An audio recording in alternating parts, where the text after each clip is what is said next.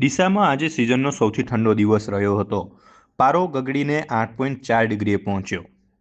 બનાસકાંઠા જિલ્લાના સરહદી વિસ્તાર તથા બટાકા નગરી તરીકે ઓળખાતા ડીસામાં શનિવારે ચાલુ સિઝનની સૌથી કાતિલ ઠંડી નોંધાઈ હતી।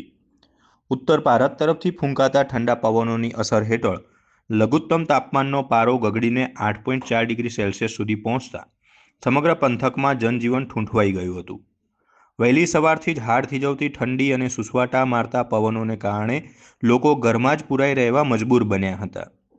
સામાન્ય દિવસોમાં ધમધમતા રહેતા શહેરના મુખ્ય માર્ગો અને બજારો સવારના 9 વાગ્યા સુધી સુમસામ દેખાયા હતા। મોર્નિંગ વોક માટે નીકળતા લોકો પણ આજે મર્યાદિત સંખ્યામાં અને ગરમ વસ્ત્રોમાં સજ્જ જોવા મળ્યા હતા। ઠંડીથી બચવા માટે શહેર તથા ગ્રામીણ વિસ્તારોમાં ઠેર ઠેર તાપણા સળગાવવાના દ્રશ્યો જોવા મળ્યા હતા। મજૂર વર્ગ દ્વારા લાકડા અને કચરો સળગાવી ઠંડી દૂર કરવાના પ્રયાસો કરવામાં આવ્યો હતો।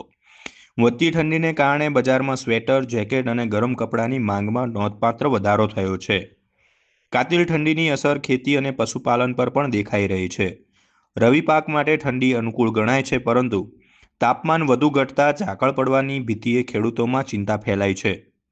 અબોલ પશુઓને ઠંડીથી બચાવવા માટે પશુપાલકો દ્વારા કોથળા અને તાડપત્રીના શેડ બનાવી રક્ષણ આપવામાં આવી રહ્યું છે। જોકે હવામાન વિભાગના જણાવ્યા અનુસાર ઉત્તર ભારતમાં થયેલી હિમવર્ષાની અસરને કારણે આગામી 48 કલાક દરમિયાન તાપમાનમાં વધુ ઘટાડો થવાની શક્યતા વ્યક્ત કરવામાં આવી છે।